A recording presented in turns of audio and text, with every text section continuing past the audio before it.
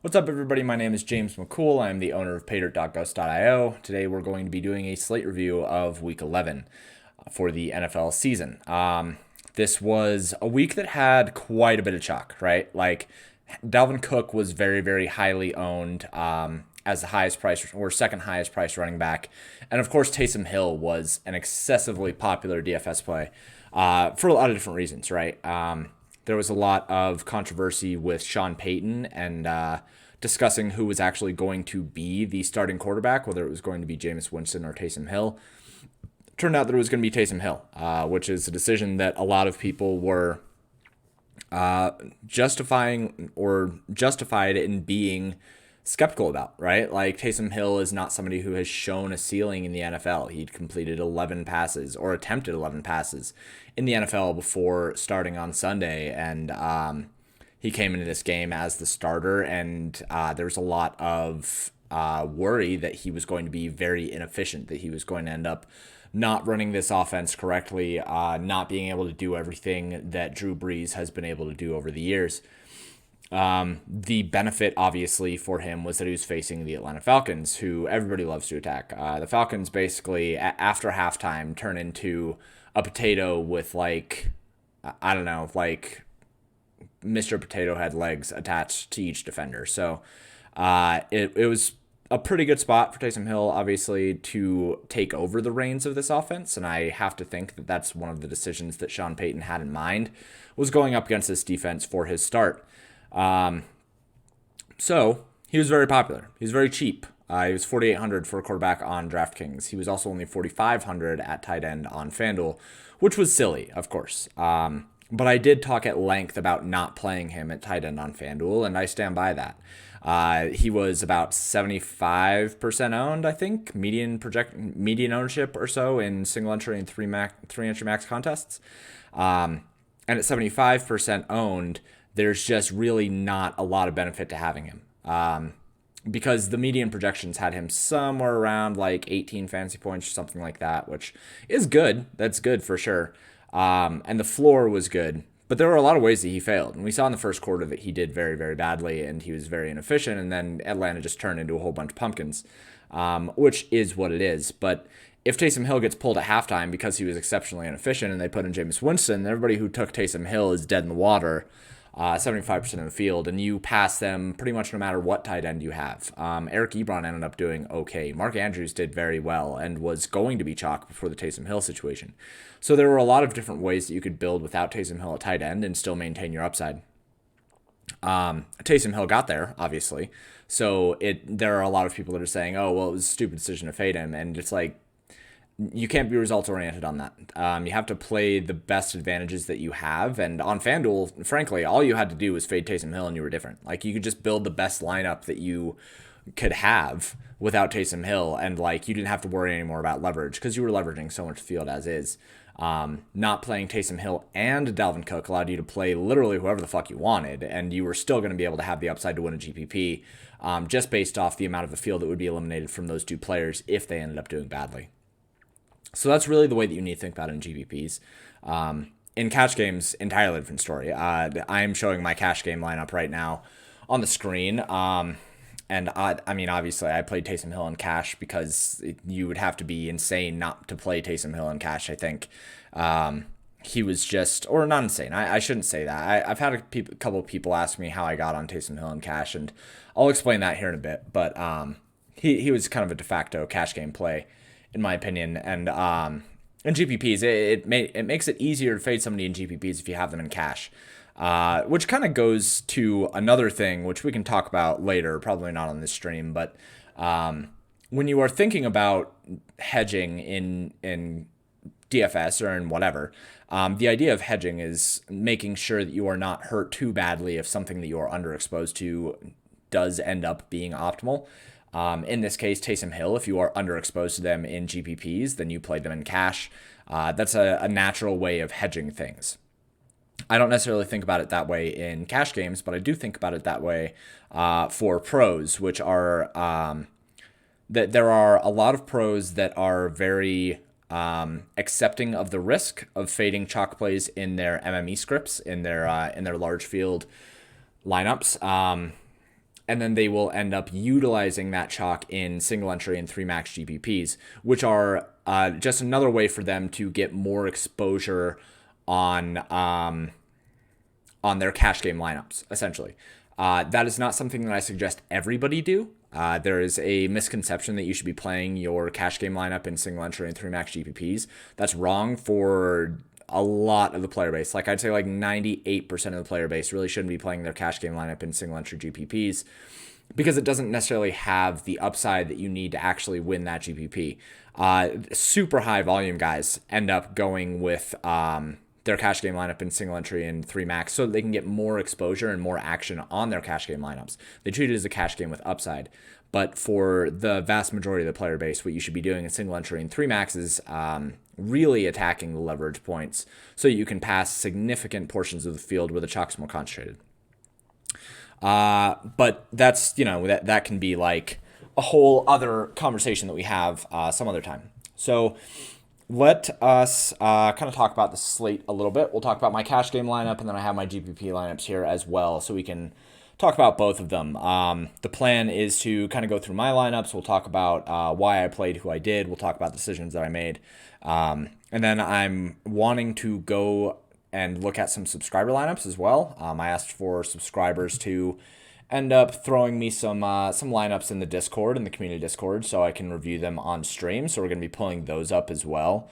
And then I might jump into the results database so that we can look and see how other pros looked at the Taysom Hill situation.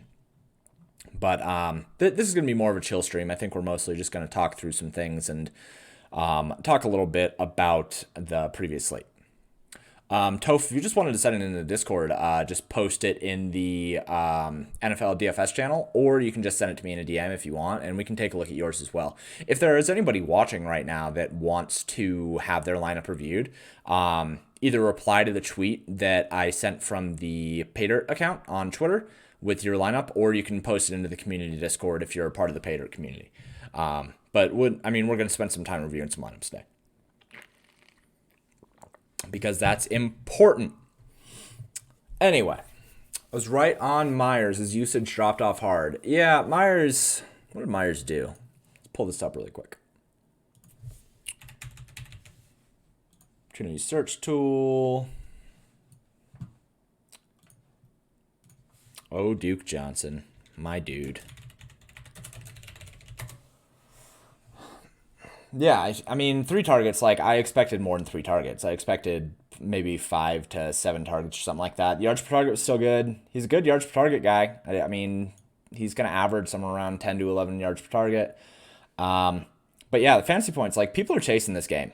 People are chasing this 29 fantasy point game, which I think is something that people fall into a lot, especially when it comes to the NFL. Like, we have so few instances to get things right in the NFL that it's just like small sample size heaven. And people focus and have very, very laser focus on the good instances where people say, oh, well, this is their ceiling. But outliers still exist in small sample sizes. And that 29 fantasy point game, which Kobe Myers, I think was certainly an outlier in what he usually is. Like I said, his fantasy points per touch, really, really good. Like averaging over 2.1 at this point. He just doesn't get enough like true volume there, and he doesn't get red zone targets that often. So, Jacoby Myers, I'm glad to have faded that. Bird was a good cheap bringback of looking for low ownership. Yeah, I talked about Demire Bird, but I got away from him. I also didn't stack Houston, I don't think. If I would have stacked Houston, I would have used Bird, though. Marquise Brown murdered me. I'm never going in there again, except for this Thursday on Thanksgiving slate. Yeah? Am I right? Yeah? You're going to use him? Snead getting more targets now. What the fuck? Yeah, we can look at that. Like I've been kind of looking at this all day because I'm obviously studying for the Thanksgiving slate right now, because I am gonna have more money than I should on it, and it's worth looking into a little bit early. Damn it, not Junior. Yeah, I mean, Willie Snead, he's getting good targets. He's getting pretty good yards per target. He's getting good receiving yards. Like, he's been good. The thing that I will say actually about this though is if you go into the air yard search tool on the site, and you put in those players, right? Like you put in the same ones that I just had. What am I doing?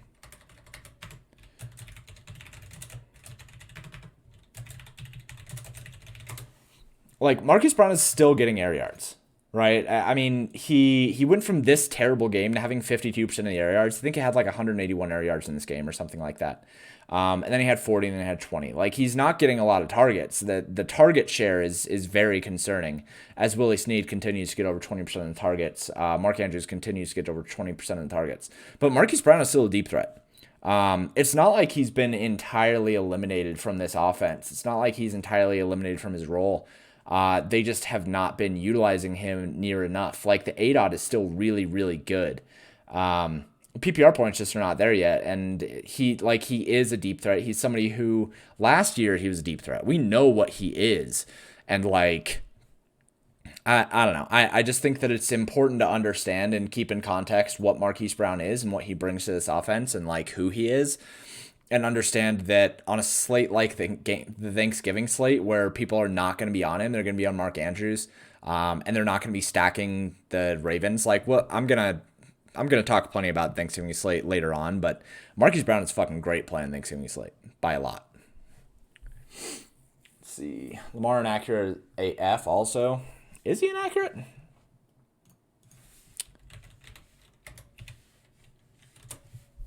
Is he inaccurate?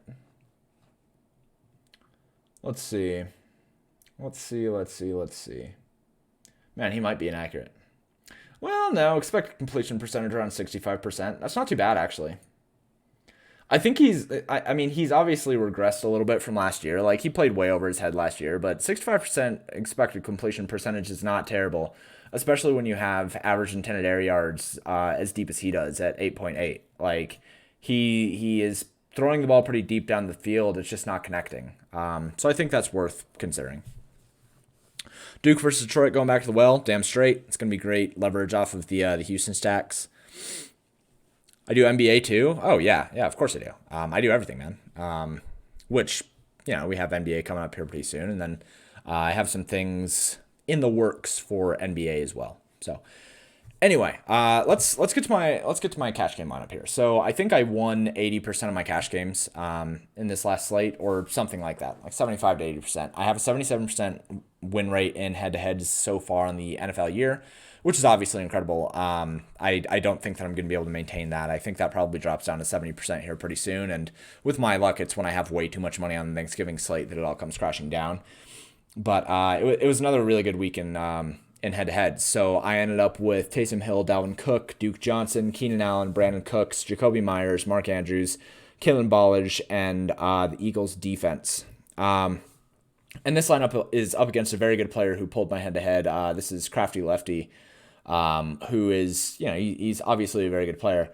And he ended up with Taysom Hill, Duke Johnson, who we both had Taysom Hill, Duke Johnson, Jacoby Myers, Mark Andrews, Dalvin Cook.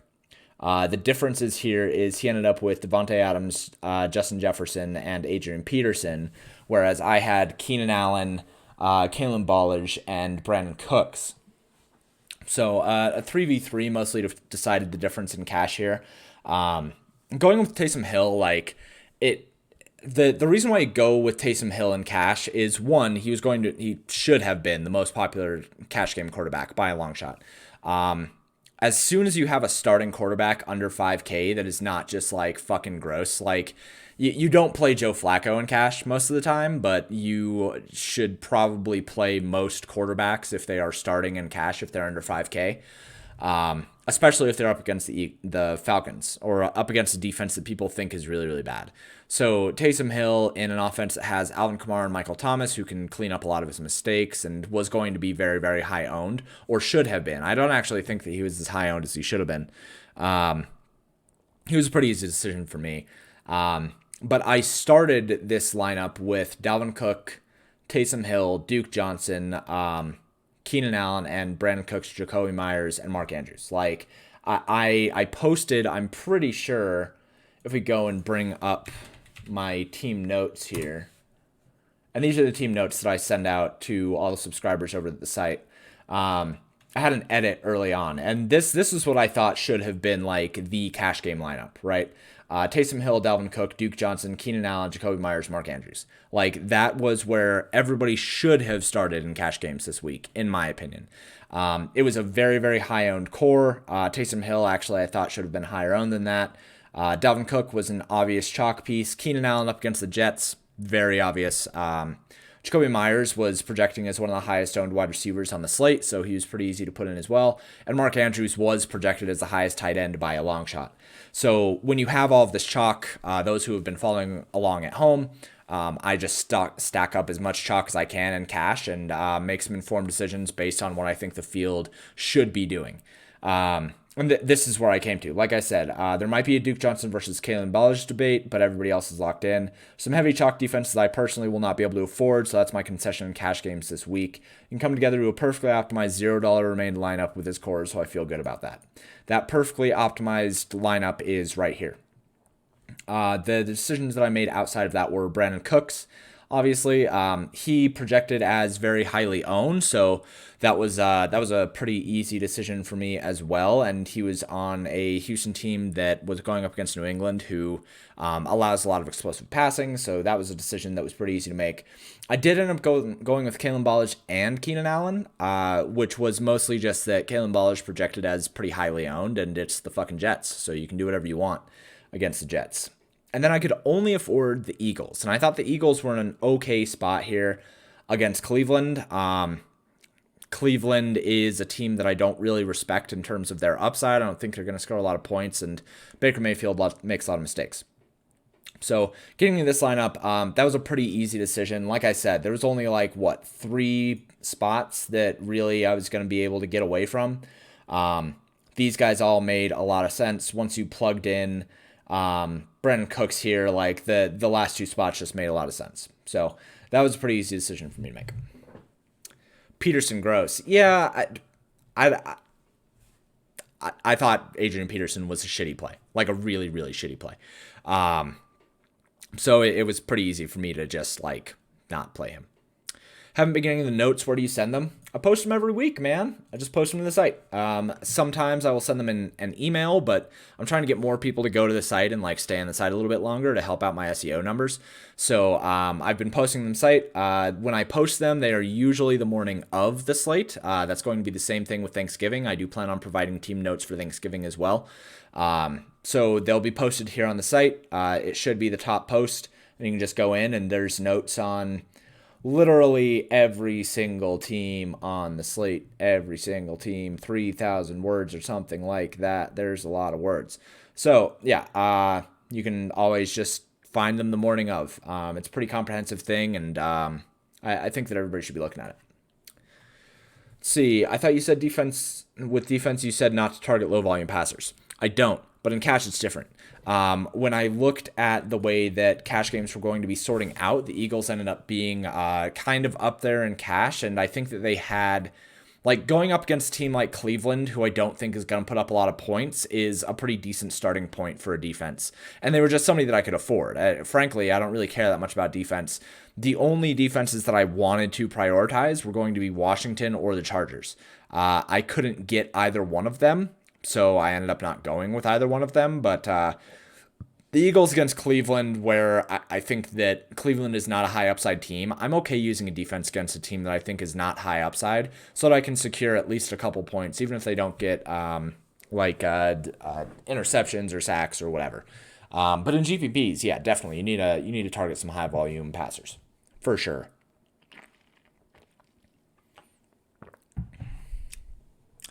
I was not in on using Browns D. It made sense given how much Wentz turns it over. Yeah, I agree with that. I think the Browns defense is an okay play for sure. So let's talk a little bit about my GPP lineups here. I ended up doing okay. Like I think that these lineups ended up turning out pretty well, things considered. I made a pretty crucial mistake with this lineup that we'll talk about here in a second, but all things considered, I like where I ended up in GPPs, except for this lineup. Honestly, I really don't like this lineup, and I was thinking of ways to get away from this lineup. Like the results here are shitty because Julio Jones ended up getting injured, and Atlanta didn't score any points on New Orleans, which is hilarious. But I didn't really like this lineup, and we'll kind of talk through why I utilized it while I'm going through things. But my best lineup was a Charger stack. I used a Charger stack, a Detroit stack, and an Atlanta stack. So my best stack was a Charger stack, where I used Justin Herbert with Mike Williams and Hunter Henry, avoiding Keenan Allen chalk. We'll talk about that here in a sec. Brought it back with Jameson Crowder. I also used at running back Salvon Ahmed and Derrick Henry. I wanted to make sure that I utilized as much Derrick Henry as I could. I thought that he was one of the greatest pivots off of Dalvin Cook that we could find on the slate. And Salvon Ahmed was one of my favorite running backs, period. He actually ended up getting injured early in the game, which sucked, but he was still somebody who I really wanted a lot of exposure to. I utilized Justin Jefferson and Amari Cooper as direct leverage off of Dalvin Cook, thinking that if that game was going to be a shootout, I wanted to have exposure to the two highest upside wide receivers on that team. I talked a lot throughout the week about how much I liked Amari Cooper at different mediums. And then I used Washington football team defense, which was my preferred defense on the week. They're relatively cheap, going up against Cincinnati, who passes the ball a lot, takes a lot of sacks, throws a lot of interceptions, whatever. So it was pretty easy for me to go on those teams. I actually had this lineup. I had a 2v2 of the original one was Justin Herbert with Keenan Allen and Mike Williams. And then instead of, I think it was Justin Jefferson and Hunter Henry, I had Curtis Samuel and TJ Hawkinson. So like, obviously I kind of fucked up on this. I tinkered late. I was looking at things and I was just like, oh man, like I can get Mike Williams and I can go to a full, leverage stack with Justin Jefferson and Amari Cooper. And I really like the way this lineup turned out. And I think that it turned out with higher upside in terms of correlations. But obviously the results kind of suck here because I missed out on Keenan Allen put up like 36 fantasy points or something like that. So 19 points there. And then Justin Jefferson had a couple less than, I think that I end up with like 19 more fantasy points here or something, like 165. It doesn't end up winning me anything, but it ends up cashing pretty well. And so, don't tinker. Like, I like the way this lineup turned out, but it was not something that I should have done. You use any Mims getting solid targets, air yards, breakout feels like it's coming? I didn't. I used Jameson Crowder in this lineup. I only build out 3 lineups. You guys mostly know that. So I only build out 3 lineups, and I really didn't think that Jameson Crowder was going to be so low involved, right? Like, here, let's take a look at it.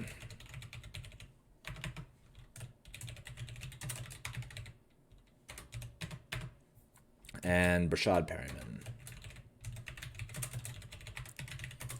All right, so what I thought was going to happen here, because in week 9, I thought that this 67% snap rate was an aberration, and I thought that the air yards and the targets were an aberration as well, because I thought that he was coming off of that injury and that he would not be utilized all that effectively.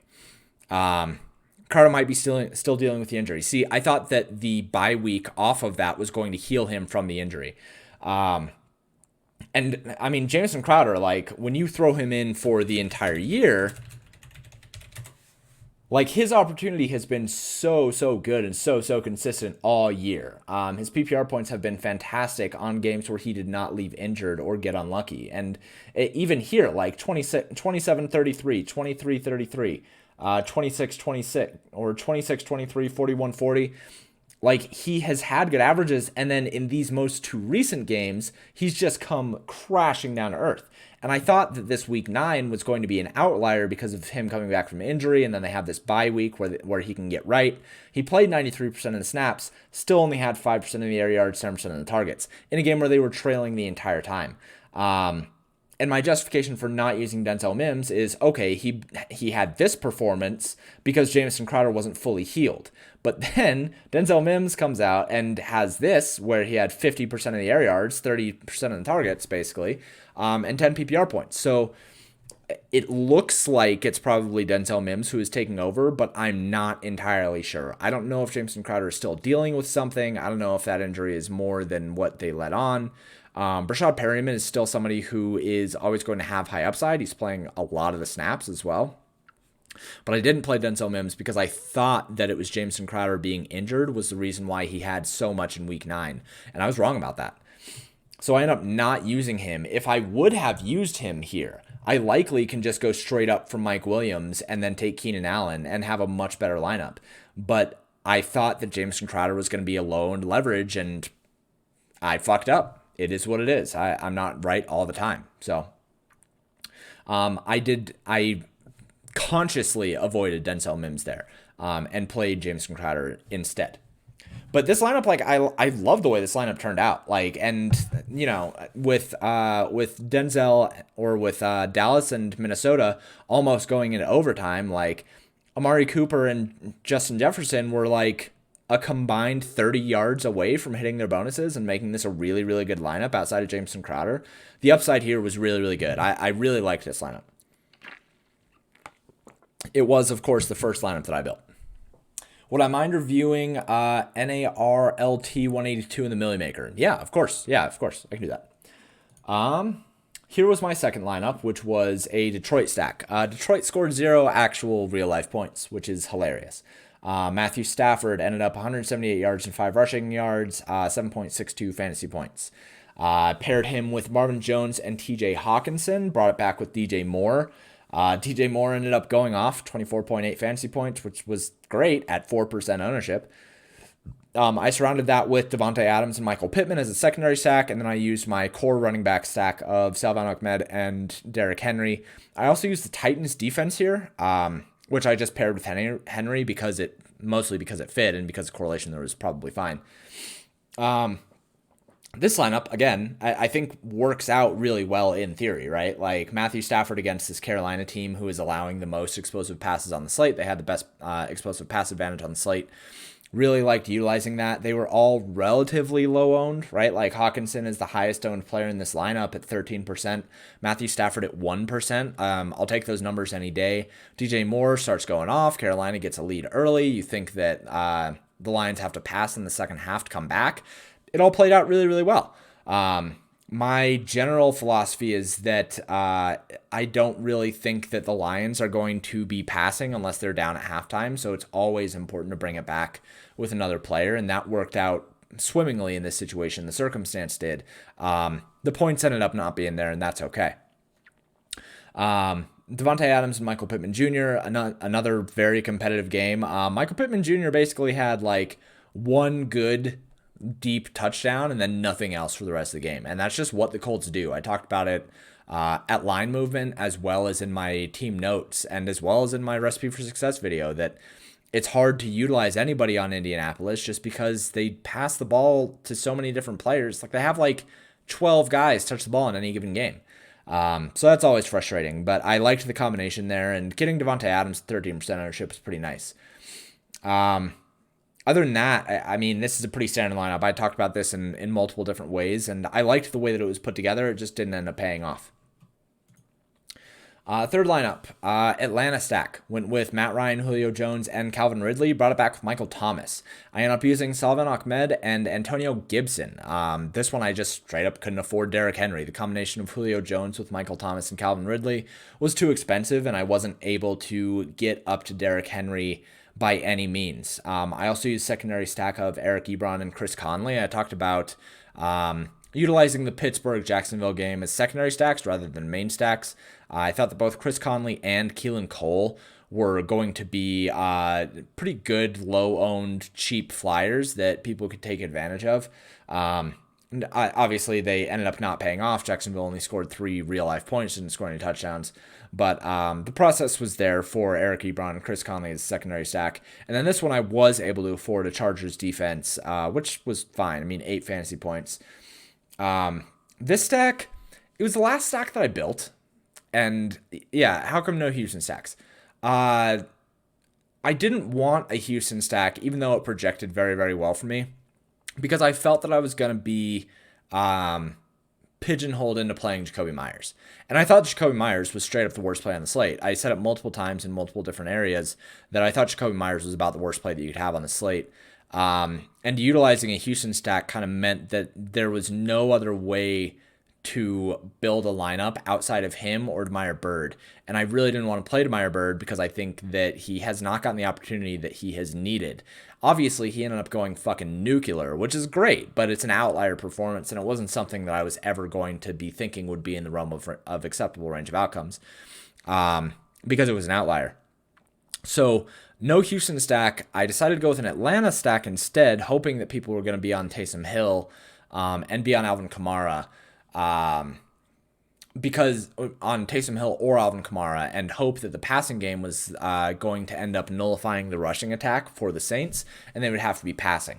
So Atlanta, has a lot of upside. Nobody was on them. Matt Ryan's 5% owned, Julio Jones under 10, Calvin Ridley only 7%.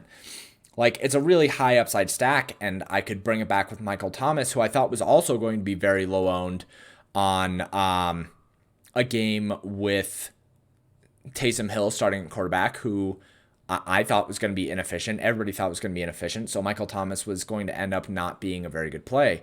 And I got the ownerships that I wanted. I got very low ownership on Michael Thomas. I got low ownership on the Atlanta stack. I was able to leverage the Alvin Kamara situation pretty well, but Atlanta didn't score any points.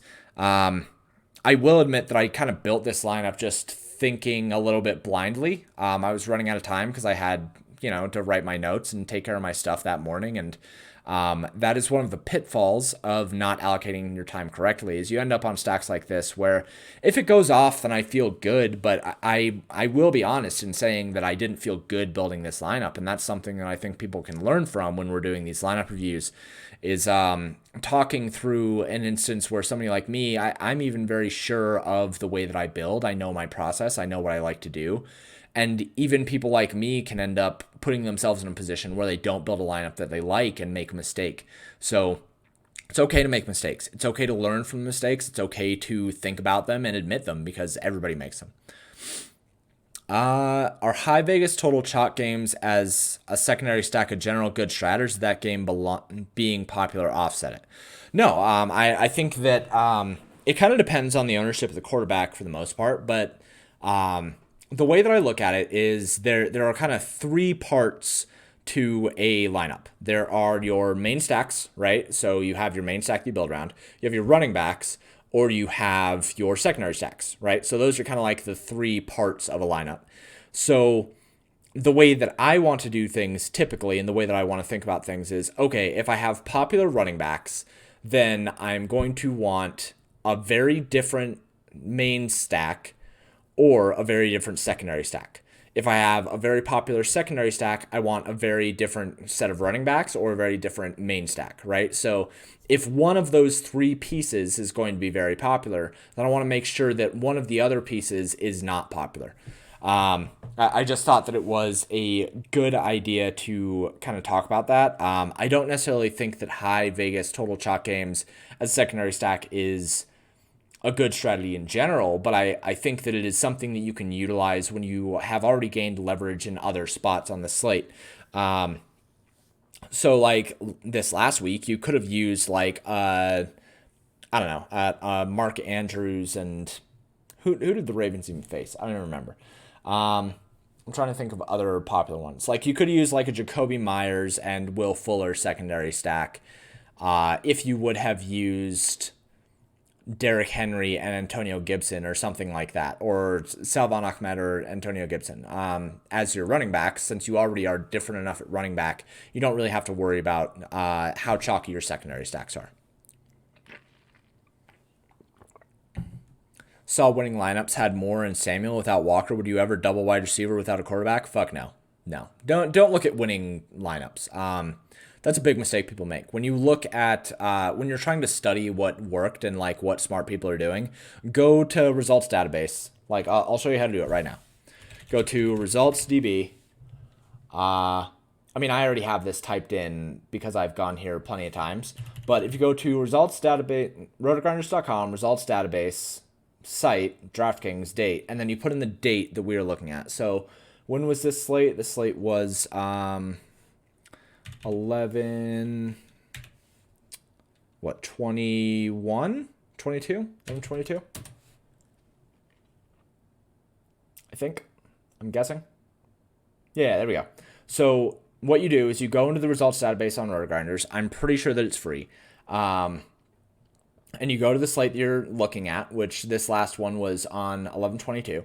And then you're going to go into contests, and then you're going to go into, say, like, let's look at just the Millie Maker. And then you find players that you respect, and you see what their exposures were. So, like, for instance, I respect Brandon Adams. So I want to see, instead of, like, looking at this person who won the Millie Maker with, like, I don't know, some lineup, whatever he had, I want to go down and find Brandon Adams, right? So he had 140 entries in the Millie Maker, and I want to see what his exposures were. I want to sort what his exposures were against the field. He had a shit ton of James Conner. He had a shit ton of Denzel Mims. Those were his two largest exposures over the field. He had a shit ton of Will Fuller, 31% over the 5% owned from the field. Go to results database and utilize, like, looking at what good players are doing. Utilize looking at what, like, Osimo was doing, or what I don't know. Their names are escaping me right now. Like Brick75. Like, utilize what those guys are doing. Don't look at Winson, who actually won the GPP. Look at the people who you know win a lot of GPPs, or look at people who you respect their gameplay. That's a much better way to study how you should have approached the slate. So, like, if you look at the highest owned, like, he basically matched Dalvin Cook, but he was lower than the field on Keenan Allen. He was lower than the field on Jacoby Myers. He was way lower on the Dolphins defense. He was lower on Justin Jefferson. He was higher on Terry McLaurin. But he had 0% Mike Davis and 0% Taysom Hill. And this is the kind of shit that I'm talking about, where, like, people called me crazy for fading Taysom Hill, but you fade Taysom Hill in GPPs if you're a smart player. So that's how you do that. Just thought it was an odd thing to do. I am here with you stacking in all three. Yeah. That's and I hope that you would know that after being with me for so long. That's something that I really try to push. Hey, MH613, thank you so much for subscribing, man. I appreciate that. You're awesome. Connor would have got there, but Snell vultured again. Snell's always going to vulture, man. It's not a vulture anymore. He's just who they use in the goal line. All right. So those have been my lineups. This lineup, I liked Antonio Gibson a lot. I did talk about him quite a bit. And when you looked at the explosive rushing plays, Cincinnati was giving up a lot of explosive rushing plays. And that was just a spot that I wanted to utilize. Antonio Gibson's workload has kind of been jumping up lately. People are focused a lot on J.D. McKissic, which I think is fine for the receiving work. But, like, the rushing work has really been improving for Antonio Gibson. And he's somebody who does get 1 fantasy point per touch. All he really needs to do is end up having a really good game where he ends up getting a touchdown, and that jumps up to 1.5, and then he ends up putting up 20-plus fantasy points. So I liked Antonio Gibson. I like him on the Thanksgiving slate as well. But this lineup, didn't really love it. So let's go find, let's see. We'll look for your lineup really quick in the Millie Maker, and we'll do a quick little review.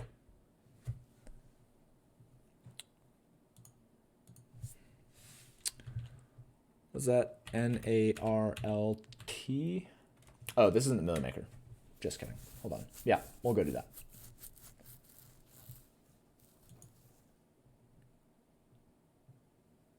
There it is. All right. Why can I not find you?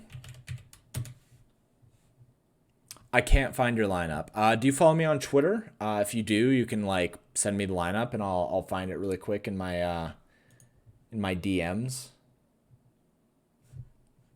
But that being said, RDR fan 22, thank you so much for the subscription, dude. I appreciate that. You're awesome. You guys are so awesome.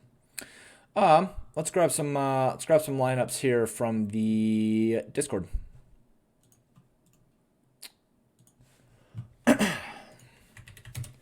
All right, so this is C Wills D13. Yeah, I saw that, Toph. I'll get to yours as well. He ended up with a Minnesota stack. He went with Kirk Cousins, Adam Thielen, and Justin Jefferson. Brought it back with Amari Cooper and Ezekiel Elliott. He utilized DJ Hawkinson as a one-off and used Aaron Jones and Salvon Ahmed as his running backs. He also utilized the Browns defense against Philadelphia, which we've already talked about the Browns defense being a pretty good play on this slate. The only glaring thing here for me is utilizing TJ Hawkinson without bringing it back with a Carolina player. I understand wanting to use Ezekiel Elliott, and I did talk about that as something that was a really good way to directly pivot off of Dalvin Cook and hope that you were going to end up doing really well there. But utilizing Dalvin or Ezekiel Elliott and Amari Cooper in this lineup, I don't think really makes sense when you could have used DJ Moore instead of Ezekiel Elliott and gotten the correlation that you needed for TJ Hawkinson to end up doing really, really well. But that's the only glaring thing here. I talked a lot about stacking Minnesota and bringing it back with Dallas as the best way to leverage the Dalvin Cook chalk, which was something that I think you needed to do on this slate. So again, kudos to him to do that. Using Aaron Jones and Salvon Ahmed, I talked about both of those guys being two of my favorite running backs of the week. So again, like you can tell that he listened to the stuff that I wrote and the content that I put out. And he really focused on leveraging the rest of the field. This lineup did pretty damn well. 176.66 was a pretty good score on this slate. With some run bad as well, right? Like Salvon Ahmed ended up getting injured. TJ Hawkinson ended up leaving the game for a little while with a shoulder issue. But the way this was put together did a really, really good job of leveraging most of the field and putting him in a position to really actually win a GPP rather than just cash. And that's really all that we can hope for. No problem joining the content. Just recently found your stuff from the Peach stream. Awesome, dude. I'm trying to do more streams out there for other people and like do guest spots so that other people can find me as well. So I'm really glad that you like what you saw. And please, like, if you're not already in the Discord and you're not asking questions there, please jump in the Discord. It's invaluable for the way that you can utilize my tools. Since frankly, I'm not great at building tools that other people can use as well as I can. So I think that it's important to be in the Discord and asking me questions. But thank you so much for subscribing. I appreciate that. The balls play Cousins. Williams robbed Jones of a TD too. Yeah, I know, dude. Like there was some run bad in this lineup. Like Justin Jefferson being 16 yards away from the 100-yard bonus. Amari Cooper, like if that game goes into overtime and Aaron Jones has a touchdown, like this lineup is in bink territory. This lineup probably puts up like 200 fantasy points, which would have been really, really good in GPPs. All right, next one. This is D Nelson 22. He is D Money Shot 22 in the community Discord. So he as well went with Minnesota stack. Kirk Cousins, Adam Thielen, Justin Jefferson, and then used Ezekiel Elliott as a bring back instead of Amari Cooper. He also utilized Nick Chubb. And then he ended up with Dallas Goedert as the play off of Nick Chubb, and then utilized two one-offs with Jacoby Myers and Deontay Johnson. He also used the Dolphins defense against Denver. So first off, Dolphins defense against Denver I thought was actually a pretty good play. I did not expect them to be 23% owned. I know that people think Drew Lock sucks, but he doesn't suck that bad. And like Denver can end up putting up some points. It's like not a bad. I mean, it's a bad team, but they have upside. Like I was talking about with Cleveland, I don't think they have upside. I think Denver actually has some upside. But utilizing Dolphins defense there as chalk, I get it, especially because you were going to be solo owned with Minnesota. Totally fine with that. Utilizing Jacoby Myers, though, I cannot let that go. I said so many times he was the worst play on the slate, and I mean that there was another player in the community Discord as well that I think it's Elite Break that ended up playing Jacoby Myers, and like he acknowledges, he's like, I know that Jacoby Myers is a bad play. It's just that I had 4,900 and like he fit. And the lesson there is don't play players just because they fit. If you are in a position where you're just playing somebody because of the amount of money that you're spending on them, like you didn't build a great lineup, you ended up utilizing a player that you didn't actually like. So make sure that you're keeping tabs of that. Make sure that you're reticent of that. This lineup overall is really good, all things considered. Like utilizing Kirk Cousins, Justin Jefferson, and Adam Thielen with Ezekiel Elliott says, okay, Dallas is probably going to be playing from ahead. Maybe Ezekiel Elliott gets a couple like cheap touchdowns, and then Dallas has to be passing from behind. This is a really good way to utilize a really good game circumstance that takes Dalvin Cook completely out of the game. I talked a lot about Nick Chubb. I thought that he was a really good play on the slate as well. I even referenced going full Chubb in my team notes. Thought that he was a really, really good play. Bring it back to Dallas Goedert. I didn't necessarily love Dallas Goedert, but he was lower owned than he should have been and ended up paying off pretty well. Deontay Johnson, thought that he was great. He's the alpha wide receiver in that team. People keep saying that it's Juju or like trying to play Chase Claypool, and it's like, just fucking play Deontay Johnson, dude. He's never expensive enough. He's always such a good play. He has 10 plus targets in every single game that he has left with injury. Deontay Johnson, alpha wide receiver. And yeah, I mean, really the only thing that I will say here is instead of using Jacoby Myers, you could have very easily dropped down to Keelan Cole for Jacksonville and ended up paying up farther from the Dolphins. And then you correlate your entire lineup together. It all looks beautiful. It looks great. And you get away from the Jacoby Myers chalk that was just not what we should have been paying attention to. So the two lessons here: correlate your lineups as much as you possibly can, and don't play players just because they're players. Like, don't play them just because they fit. Something that I think a lot of people do. Instead of starting over on a lineup, like they'll get anchored to players that they like, they'll get anchored to a certain construction that they like, certain correlations that they like, and then they won't want to come off of them, even when they are forced to play a player that they don't really like, or forced to play somebody that they know is a bad play just because it fits. Don't do that. Don't let yourself do that. If you have to restart a lineup, make sure that you restart a lineup. But this lineup overall, I think it was great. 173.26, again, a pretty good score. And I'm pretty sure, oh, no, it's the next one that we're going to talk about, where he was like, this is the only one that did something for review, and then he ended up submitting another one that he was not proud of. So we'll review both of those. All right. So bring back can be a running back too, just not a wide receiver you plan on playing from behind. Yeah, so there's conflicting stuff on that, right? I think that you really have to understand kind of the circumstances of what the running back can do. Ezekiel Elliott was a good bring back here because he was going to be utilized no matter what with Dallas, right? Like, we know that he's utilized very heavily in the game plan.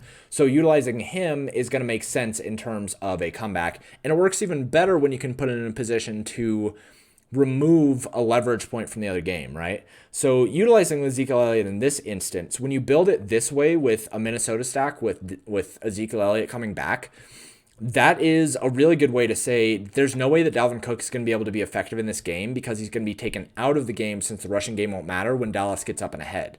You have to think through the circumstances of what make your lineup good. It's not as much as just completely pivoting away from the chalk and leveraging the chalk. You have to understand how your lineups win.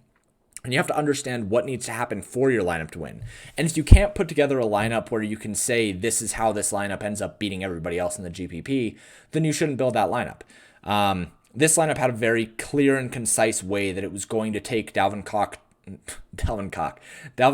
chalk out of the GPPs and take him out of contention for winning GPPs. So in that instance, I think Ezekiel Elliott as a bring back is fine. I think Christian McCaffrey is always going to be utilizable or able to be utilized as is always going to be utilized as a comeback. Same with Alvin Kamara. Like, those guys who are always involved in the offense no matter what can be utilized in comebacks as correlation pieces in game stacking. You just have to be careful when it's guys like Derrick Henry. Like, Derrick Henry can be a little bit worrisome. Nick Chubb can be a little bit worrisome. Joe Mixon, when he is playing, can be a little bit worrisome. Josh Jacobs can be a little bit worrisome. Those guys who their ceiling is unlocked from playing from ahead, not from behind. Those guys I wouldn't utilize in game stacks very often unless it is a situation like this where it removes a key leverage point from GPPs. So overall, this lineup is great. We'll get to the next one here in a sec. I also found you from a guest spot on Pete's stream, enjoying the way you approach the game. Will most likely be a new subscriber to your site soon. Fucking great, dude. Love to hear that. This next month is going to be special to me. For any subscribers that are active at pay.ghost.io. I'm going to be sending out a commemorative like little token of my appreciation for everybody who has been with me through this year.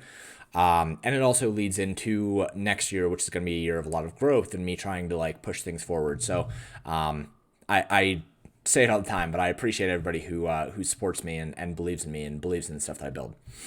How much salary do I normally leave unused? I don't really have a hard constraint on that. Like I try to fill out.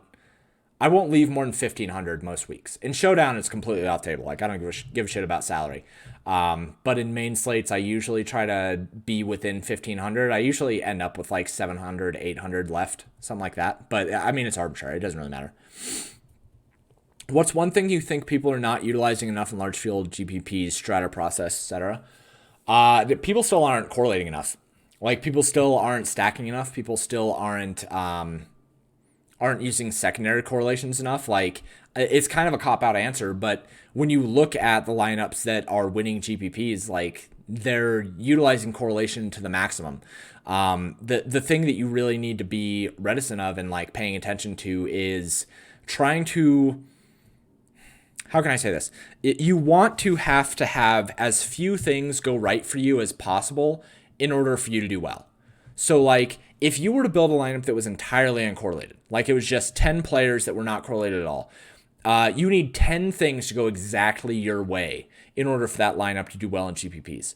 If you build a lineup like this, where you have a main game stack that takes up 4 players of those 10, right? And then you have 2 secondary stacks that take up another 4 players, right? So now you have 3 different correlation pieces, and then you have a one-off, right, of Jacoby Myers. Or no, you have 2 one-offs here of Deontay Johnson and Jacoby Myers. What you need is your game stack to go off. So that's one thing. You need your 2 secondary correlations to go off. So that's 3. So you need 5 things to go right in this lineup, right? If you were to, instead of using Jacoby Myers, use Keelan Cole, then you only need 4 things to go right, right? You only need your game stack to go off. You need your 2 correlations to go off. So that's 3. And then you need your third correlation to go off. So you need all 3 of your secondary correlations and your game stack to go off in order for this GPP lineup to end up having a real chance at doing well. The less things that you need to go right in a GPP for you to do well, the better.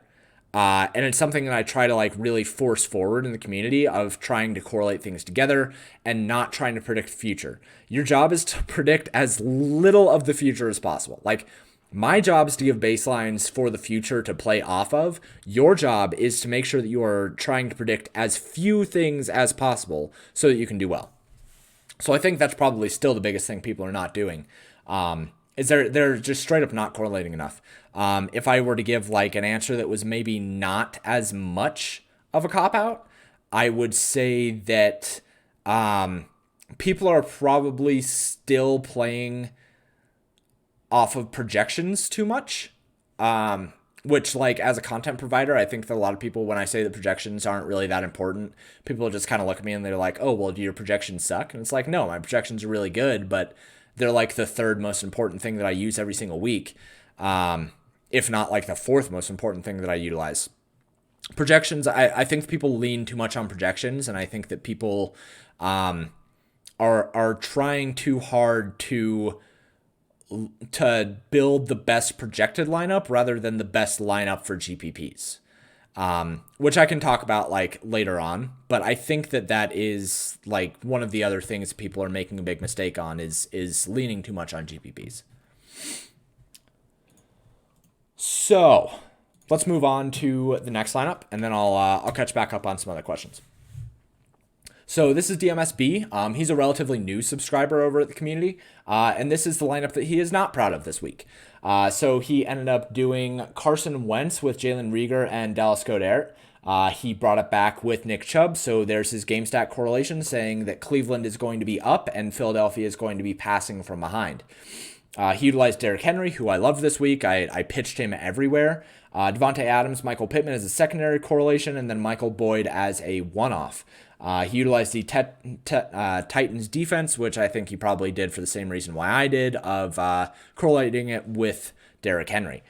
So this lineup actually is not that bad. Like I think that Jalen Reagor was kind of a thin play. People were a little bit on him, but Philadelphia is getting healthy, and it's going to be pretty hard to understand the target distribution there here pretty soon.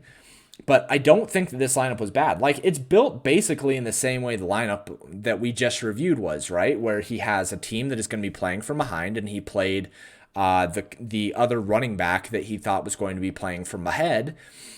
He utilized Derrick Henry as an indirect pivot off of Dalvin Cook.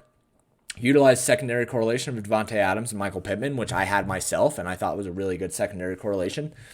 And then utilized Tyler Boyd, who should have been playing from behind. And I talked about a Cincinnati stack at line movement where they pass like 45 times a game, and it's going to be a situation where they can probably end up getting their wide receivers there, even if they end up not doing well. So I don't think this lineup was bad. The one thing that I will say is probably instead of using Nick Chubb there, you probably want to use a Cleveland wide receiver. And the main reason for that is because instead of Nick Chubb, you could have gone with, I don't know, Jarvis Landry, or you could have gone with Rashard Higgins instead of Tyler Boyd, right? And then you, instead of playing Nick Chubb, end up going down to maybe Antonio Gibson or something and paying up a defense. There were just other ways that would have been more efficient in game stacking this other than using Nick Chubb.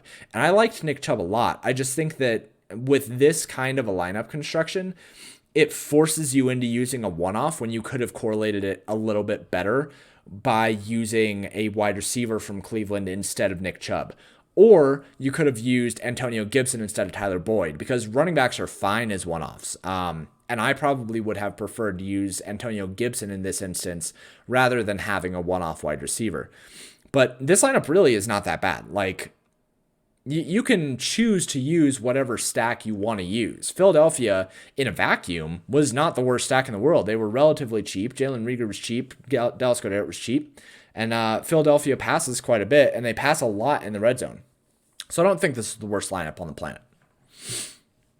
I see. So it works as a bring back if they have clear role that is not affected by game script. I think that's a mistake I make a lot, feeling like I need to use salary and leads me to lesser plays. Yeah, the game script thing I think is really important to consider, and I just kind of talked about it here. Like with Nick Chubb, I probably would have preferred to use a Cleveland wide receiver.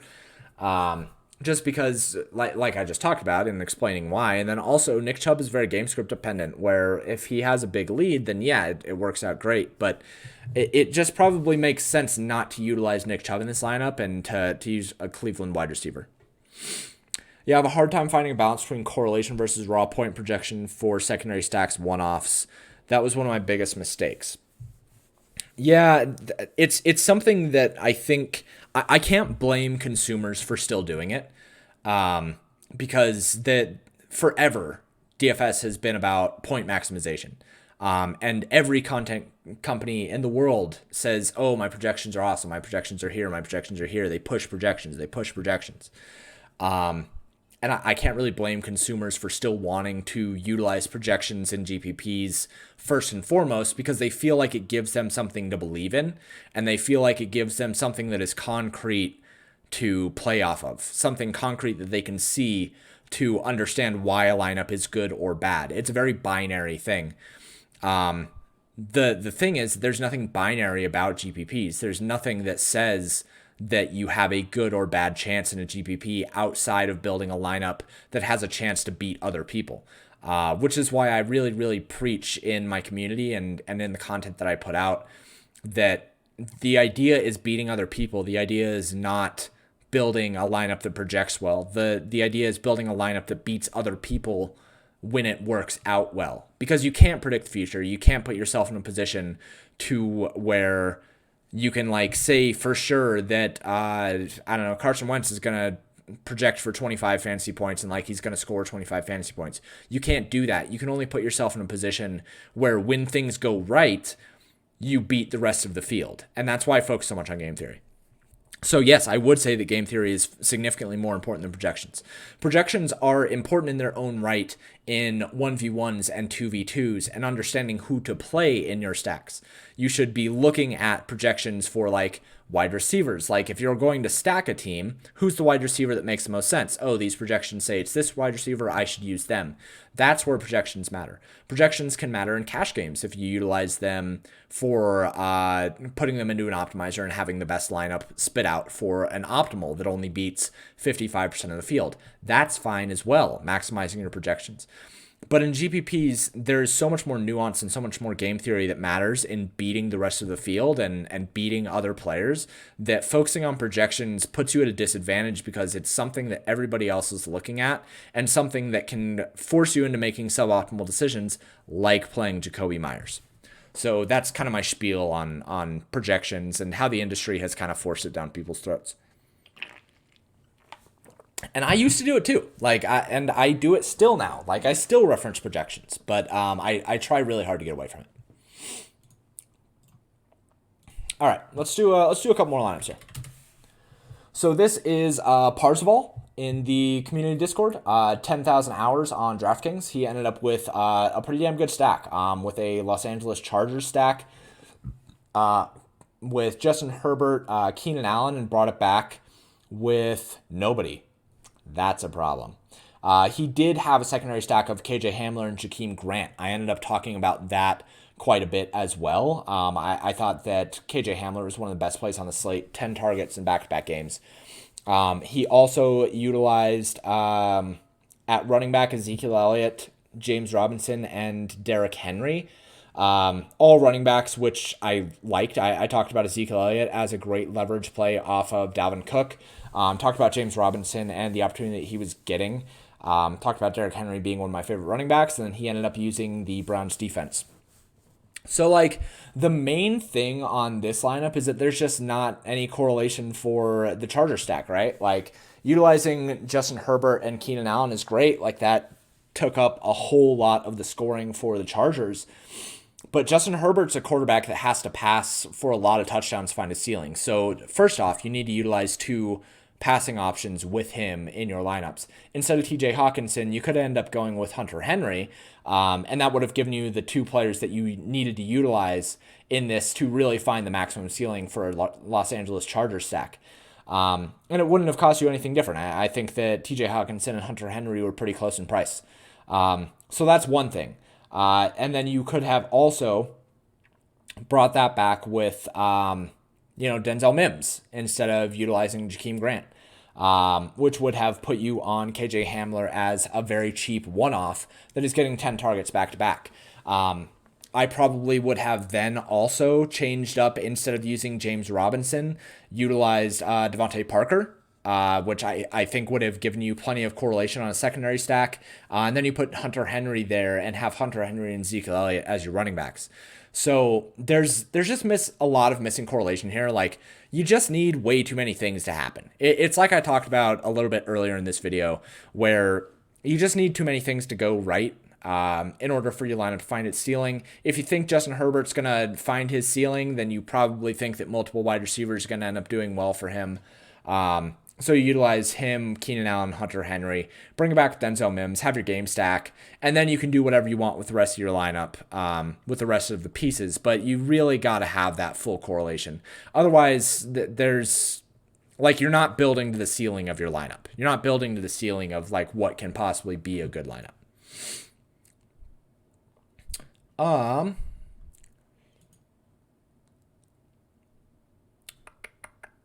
Okay, yeah, let's talk about this one really quick, and then Toph, I'll do yours, and then I have one from Twitter that I wanted to review as well. So this is Pablo the Champ in the community Discord, a good friend of mine. He's been with me for a while, about 2 years, and he's really evolved his game. He ended up going with a Green Bay stack here with Aaron Rodgers, Robert Tonyan, and Devontae Adams. Brought it back with Michael Pittman. This was kind of like the core way to stack this game, in my opinion, especially with Allen Lazard coming back and MVS being subject to probably less playing time. So going with this was pretty solid. Robert Tonyan was only 3% owned. He had a secondary correlation of Rashad Perryman and Keenan Allen. Again, about the best way that you could have secondary correlated that game. And then he had James Conner and Salvon Ahmed, with the Dolphins defense. So Salvon was somebody who we loved. James Conner, he was good leverage off of the Pittsburgh chalk. The problem has been with James Conner that I think that the attrition is something he can't deal with. He has very and infamously dealt with a lot of health issues over the years, and it's just a situation where I think he just can't handle the workload of a full-time running back in the NFL, which is fine. Like, there's nothing wrong with that. He is a very good athlete and he does a very good job. But it's going to be hard for him, I think, to actually be a bell cow and like have a full role through the full year. So I think they're going to be forced to utilize Benny Snell more, and they have been. And I think that that's probably the thing that makes sense. But overall, like, this lineup's fucking awesome. Like, look at this. This is somebody who's worked with me for 2 years and I've like talked to personally for a while, who is utilizing all the things you need to do in GPPs correctly. Like, he is very active in the community Discord, and he's always open and talking about the things that he wants to do. Really, really smart guy. So this lineup is awesome. Let's go grab the one from Twitter really quick. Go through the fun that is my mentions. So this is from Space Force Commander, the real B-Flom on Twitter. He ended up with, on FanDuel, going with Justin Herbert, Keenan Allen, and Mike Williams. Brought it back with Rashad Perryman. Ended up with Adam Thielen as well, with Alvin Kamara, Salvon Ahmed, and Taysom Hill as one-offs. He also had the Washington football team defense. So the first thing, don't fucking play Taysom Hill this week. That was like the main thing that I would say is like the first red flag for me in this lineup. But I understand why you did it at the same time. Outside of that, using Justin Herbert, Keenan Allen, Mike Williams, brought it back for Rashad Perryman. A+, awesome, great way to do that. The thing here, I think, that is the other main problem is utilizing Taysom Hill and Alvin Kamara. Whereas, like, well, actually, no. This is a good lineup. This is a really good lineup. And I didn't catch it at first. Because when you think about this, like, normally utilizing a tight end and a running back in the same lineup is a no-no, because you would need the quarterback to be the one that would end up giving them both points. But Taysom Hill and Alvin Kamara is actually a stack. Like, this is a stack and a stack. This is a double stack, right? Like, you're utilizing two quarterbacks and utilizing two of their main receiving options in the offense. This lineup fucks, dude. Like, this is really, really good. And I will likely go and like respond to you on Twitter, but like, kudos on this lineup. This is a way that I don't think a lot of people thought about utilizing Taysom Hill on FanDuel. Whereas the only way, now that I think about it, the only way that you can utilize him is by utilizing him with one of his main options, either Alvin Kamara or Taysom Hill. Honestly, I would have, instead of using Adam Thielen, utilized Michael Thomas. And then instead of Alvin Kamara, utilize Derrick Henry. Like, I think that that's probably the only way to make this lineup better. But, dude, this is a smart lineup. I don't know if you thought about it that way. I don't know if you thought about utilizing Alvin Kamara as a main pass catcher on Taysom Hill. But if you did, fucking kudos, dude. I'm going to send you $5 on PayPal because that is smart. That is really, really smart. Good for him, man. I love when I see really smart lineups like this. It brings joy to me. So that was really, really good. Let us jump now into Toph's lineup. Whereas, look at this one. Yeah, that line is fucking awesome. All right, so let's get caught up really quick. Hamler really let me down. It was all in. Yeah, I loved him. Wrote him up multiple times. Robinson did not get the receiving work like I hoped. Way too much of Zigbo and I can't pronounce that name. Yeah, they like utilizing those guys though. James, for high limit single entry like $100 SE, do players tend to use players that are more cash chalk players? Absolutely, yeah. I talked about it at the beginning of this live stream where I talked about players that just throw their cash lineup in single entry, which is a really, really bad strategy, and you should avoid doing that. Your cash lineup should never be something that you build hoping to take down a GPP. Like, if your cash lineup can take down a GPP, it's not a cash lineup. Like, you should not have built that. it should only beat like 55% of the field. Like, you're going to have ceiling games sometimes, and sometimes your cash lineup is going to end up crushing, but it should never be put together in a way that can win GPPs. So you shouldn't enter it in single entry. Is there a metric that we can look at when deciding on skinny stack versus double? I've been using double for non-running QBs. That's basically the way you do it. If a running back or if a quarterback has rushing touchdown equity that is significant, you can skinny stack them, but there's only a few. Like Josh Allen, Kyler Murray, and Cam Newton are really the only three guys that you can really utilize that way. Daniel Jones you can utilize that way, but not to the extent of Josh Allen, Kyler Murray, and Cam Newton and Lamar Jackson. Like those are the four. I do like skinny stacks when the QB is pretty mobile, less needed for passing protection. Yeah, that's it. Like, you have to think about how the ceiling is unlocked for the quarterback. If the ceiling is unlocked by throwing 4 touchdowns, then you have to use 2 wide receivers. If the ceiling is unlocked by rushing for a touchdown and throwing for 2, then you only have to use one wide receiver.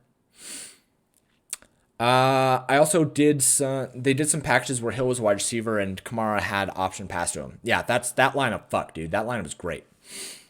This is Toph's lineup. So Toph, let's talk through your lineup here really quick. So you utilize Justin Herbert with Keenan Allen. You brought it back to Denzel Mims. Good. Oh, you had Kalen Ballage as well. Okay, so Kalen Ballage, I don't think that he gets enough receiving work to really be utilized in a stack.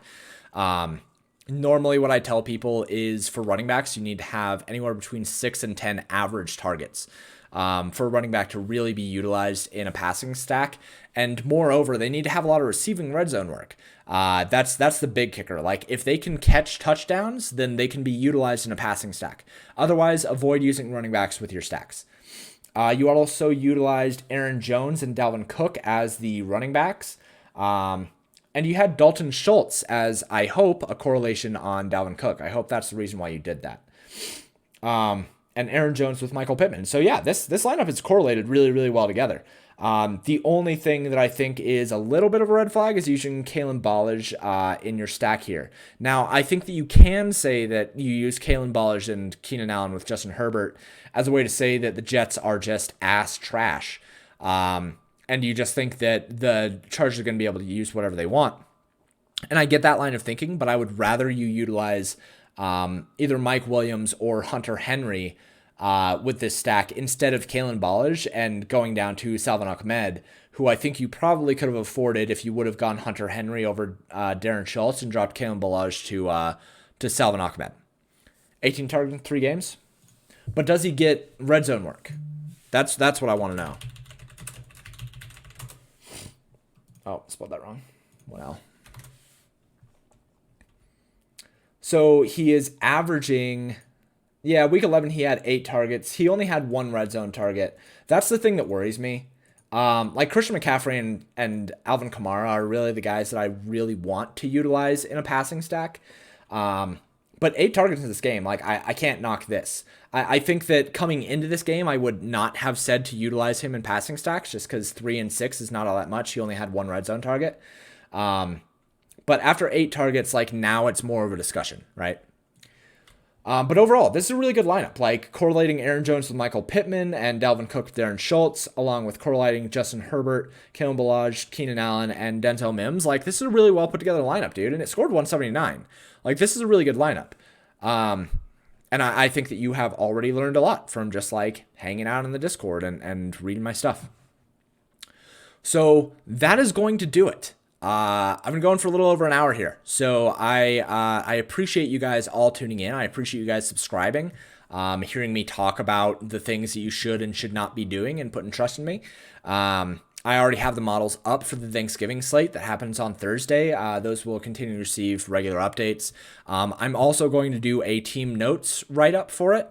I don't think that I'm going to do a recipe for success unless I have like an ample amount of time to be doing that. So look forward to the team notes. Those will be released Thursday morning. And if I do a stream before that, I'll let you guys know, of course. I might do a stream Wednesday. I don't know. We'll see how I feel. But certainly go subscribe to paydirt.ghost.io if you have not already. Really excited for NBA season to be starting up here pretty soon and to finish out the NFL season. But thank you guys so much for tuning in. I appreciate all of you, and I will talk to you guys next time.